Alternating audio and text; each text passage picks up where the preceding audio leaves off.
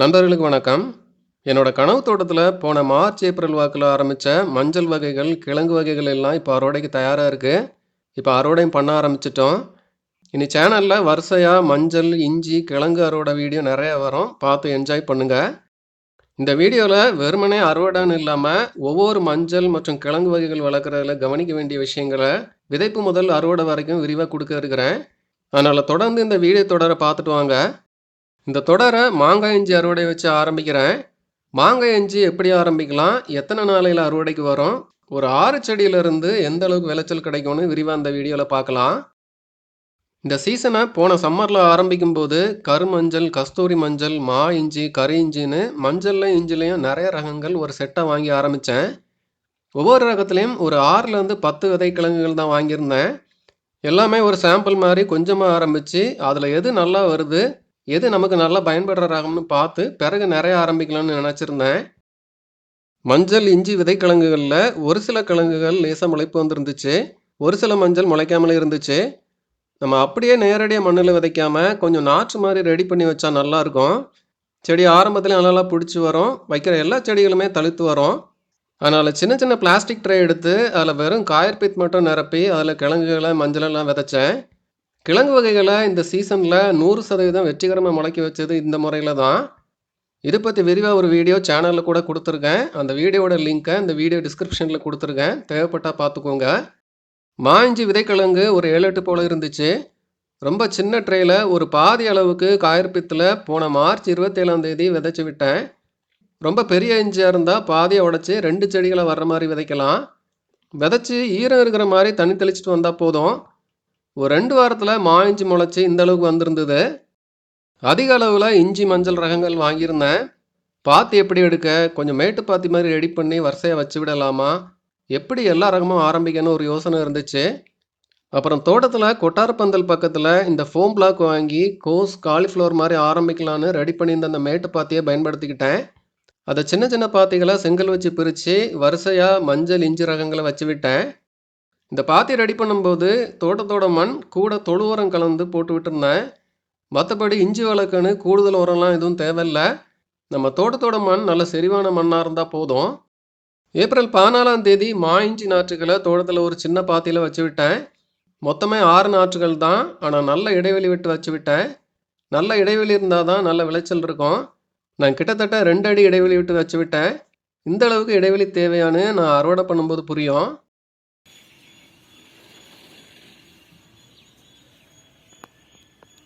பாத்தியில் வச்சு விட்டதுமே மா இஞ்சி பிடிச்சி வர ஆரம்பிச்சது. ஆரம்பத்தில் முதல் இலைகள் வரும்போது கொஞ்சம் சுமாராக தான் தெரியும். அப்புறம் வளர வளர செடி நல்லா தெரிய ஆரம்பிச்சிடும். இப்படி நாற்று ரெடி பண்ணி நடுறது சரிதானா? நம்ம சின்ன அளவில் ஆரம்பிக்க நாற்று ரெடி பண்ணி நடலாம். நேரடியாக விதைக்கும் போது முளைக்க நாள் எடுக்கும். ஒரு சில கிழங்குகள் முளைக்காமல் போகலாம். நம்ம நாற்று ரெடி பண்ணி நடும்போது அது மாதிரி எந்த பிரச்சனையும் வராது. 100% செடிகளை நம்ம நினச்ச மாதிரி எண்ணிக்கையில் கொண்டு வர முடியும். மா இஞ்சி ரொம்பவே அருமையாக வந்தது. இதை இஞ்சின்னு சொன்னாலும் இது ஒரு மஞ்சள் வகை தான். அதனால தான் இந்த அளவுக்கு செழிப்பாக ஈஸியாக வருது. இஞ்சி ரகங்கள் பொதுவாக மண்ணில் கொஞ்சம் திணறி தான் வரும். ஈஸியாக வேரழுகல் மாதிரி பிரச்சனை வரும். இஞ்சி ரகங்கள் தரையில் வளர்த்து கொண்டு வர்றது கொஞ்சம் சவாலாகவே இருக்குது. ஆனால் மா இஞ்சி அப்படி இல்லை, மற்ற மஞ்சள் செடிகள் மாதிரியே ரொம்ப ஈஸியாக வளருது. தோட்டத்தில் வச்சு 3 மாதத்தில் இந்த அளவுக்கு செழிப்பாக வந்திருக்கு. நான் முதல்ல சொன்ன மாதிரி மஞ்சள் ரகங்கள் எல்லாத்துக்குமே நான் ஆரம்பத்தில் கொடுத்த தொழு உரம் மட்டும்தான். கூடுதலாக இடையில தொழு உரமோ வேறு எந்த உரமுமே கொடுக்கல. விதைச்சதுக்கப்புறம் நேராக அறுவடை தான். இது நடவு செஞ்சு 130 நாளோட வளர்ச்சி. மா இஞ்சி ரொம்பவே மிரட்டலாக வந்திருக்கு. கூடுதலாக உரம் கொடுக்கலனாலும் செடிகள் இந்த அளவுக்கு செழிப்பாக வர்றதுக்கு நான் முக்கியமாக செஞ்ச ஒன்று மீனமிலம் தெளித்தது. மஞ்சள் செடி, இஞ்சி செடி எல்லாத்துக்குமே ரெகுலராக மீனமிலம் நல்லாவே தெளிச்சிட்டு வந்தேன். 2 வாரத்துக்கு ஒரு முறை தெளிச்சிட்டு வந்தோன்னா செடி நல்லா பச்சை காட்டி செழிப்பாக வரும். நல்லா வளர்ந்ததும் மாதம் ஒரு முறை தெளித்தா போதும். இந்த அளவுக்கு ஒரு மிரட்டலான வளர்ச்சிக்கு மீனமிலம் தான் ஒரு முக்கிய காரணியாக இருந்ததுன்னு தாராளமாக சொல்லலாம். செடி ஒரு 7 மாதத்தில் இந்த மாதிரி இலைகள் லேசாக மஞ்சள் அடித்து காய ஆரம்பிச்சுது. மா இஞ்சி ஒரு 8 மாதத்துல அறுவடை பண்ணலான்னு சொல்கிறாங்க. நான் செடியை நல்லாவே காய விட்டு அறுவடை பண்ணலான்னு அப்படியே விட்டுருந்தேன். டிசம்பர் கடைசியில் செடி நல்லாவே சருகாகி தரையோட சாஞ்சிட்டு, இந்த ஸ்டேஜில் நம்ம இலைகளை மட்டும் வெட்டி விட்டுட்டு கொஞ்சம் காய விட்டு அறுவடை பண்ணலாம். நான் கூடுதலாக ஒரு 2 வாரம் நல்லா காய விட்டு ஜனவரி 10ஆம் தேதி அறுவடை ஆரம்பிக்கிறேன். இது நடவு செஞ்சு சரியாக 9.5 மாதத்தில் இல்லை விதைச்சி சரியாக 10 மாதத்தில் அறுவடைன்னு சொல்லலாம். மா இஞ்சி நீங்கள் 8 மாதத்துல இருந்தே அறுவடை பண்ணலாம். இருந்தாலும் நல்லா காய விட்டு அறுவடை பண்ணும்போது கிழங்குகள் நல்லா திரட்சியாக வரும். அறுவடை பண்ணுறதுக்கு முந்தி பாத்தியில் நல்லா தண்ணி விட்டுக்கிட்டோன்னா கிழங்கு அப்படியே முழுசாக அறுவடை பண்ணுறதுக்கு வசதியாக இருக்கும். மா இஞ்சை தோண்டி பார்த்தாலே மிரட்டலாக வந்திருக்கிறது தெரிஞ்சுது. நல்லா ஒரு அடி அகலத்துக்கு இஞ்சி வச்சிருக்கிறது தெரிஞ்சுது. சரி, அறுவடை ஆரம்பிக்கலாம்.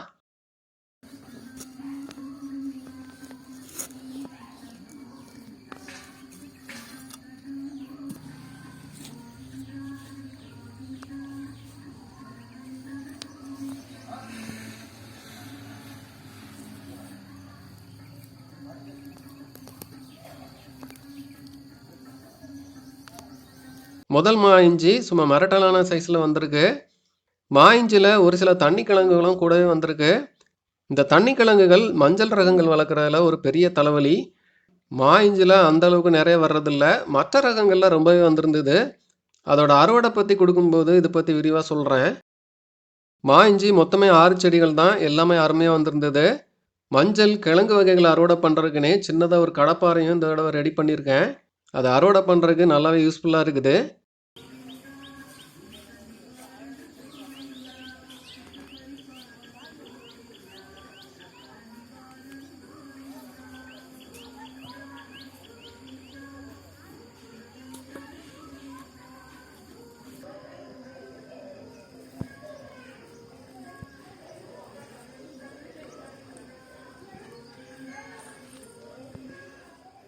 மா இஞ்சி வெறும் 6 செடிகள் ஆரம்பித்து 10 மாதம் வெயிட் பண்ணி சூப்பராக ஒரு அறுவடை பண்ணியாச்சு. நல்லா செழிப்பாக அருமையாக வந்திருக்கு. ஒவ்வொரு செடியிலேருந்தும் கிட்டத்தட்ட 2 கிலோவுக்கும் கொஞ்சம் கூடுதலான இஞ்சி கிடச்சிருக்கு. ஆரம்பத்தில் இருந்தே ஒரு சில செடிகள் கொஞ்சம் சின்னதாக வந்தது. அதில் இருந்து விளைச்சல் 1.5 கிலோ அளவில் இருந்துச்சு. நம்ம வைக்கிற விதைக்கிழங்கை பொறுத்து செடியோட வளர்ச்சி இருக்கும். ரொம்ப குட்டியான விதைக்கிழங்கு வைக்கும்போது அந்த செடிகளும் கொஞ்சம் சின்னதாக பக்கக்கன்று நிறைய விடாமல் வரும். அப்போ அதோட விளைச்சலும் கொஞ்சம் குறைவாக இருக்கும். அதனால் விதைக்கிழங்குகள் நல்ல திரட்சியான கிழங்குகளாக இருந்தால் நல்லது. அது மாதிரி பார்த்து வாங்கி ஆரம்பிக்கணும்.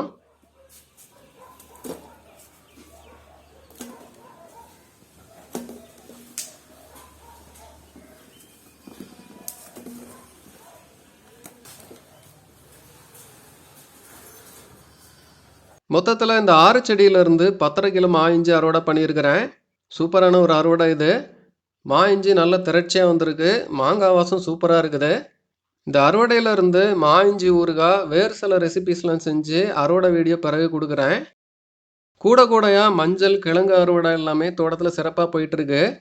எல்லா கிழங்குகள் பற்றியும் விதைப்பு முதல் அறுவடை வர அதை எப்படி சமைக்கிறதுங்கிற வரைக்கும் விரிவாக ஒரு கவரேஜ் கொடுக்குறதுக்கு ஆசை. இந்த மா இஞ்சி அறுவடை அதை சிறப்பாக ஆரம்பித்து வச்சுருக்கு. எல்லா வீடியோலையும் நண்பர்கள் விதை பற்றி கேட்குறாங்க. நான் இந்த சீசனில் அறுவடை எடுக்கிற மஞ்சள் கிழங்கு மற்ற காய்கறி விதைகளை வச்சு ஒரு கிவ் அவே கொடுக்க இருக்கிறேன். அது விதைகள் ரெடியானதும் சொல்கிறேன். மஞ்சள் ரகங்களும் இப்போவே அனுப்ப முடியாது. இது முளைச்சி ரெடியாகிறதுக்கு மார்ச் ஆயிரும். அப்போ அனுப்புனா தான் சரியாக இருக்கும். அதனால் மஞ்சள் விதைக்கிழங்குகள் பற்றி மார்ச் வாக்கில் கிவ் அவே பற்றி சொல்கிறேன். கிவ் அவே தவிர முடிஞ்ச அளவுக்கு கூடுதல் விதைக்கிழங்குகளும் கொடுக்க பார்க்குறேன். கொஞ்சம் டைம் கொடுங்க. மஞ்சள் விதைக்கிழங்குகளை வேறு எங்கெல்லாம் வாங்கலாங்கிற விவரமும் மார்ச் வாக்கில் கொடுக்குறேன்.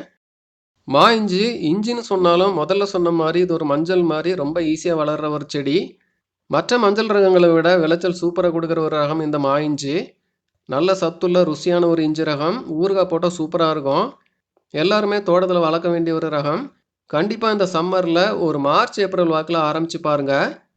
என்னோட கனவு தோட்டத்தோட இந்த மா இஞ்சி அறுவடை உங்களுக்கு பிடிச்சிருக்கும்னு நம்புகிறேன்.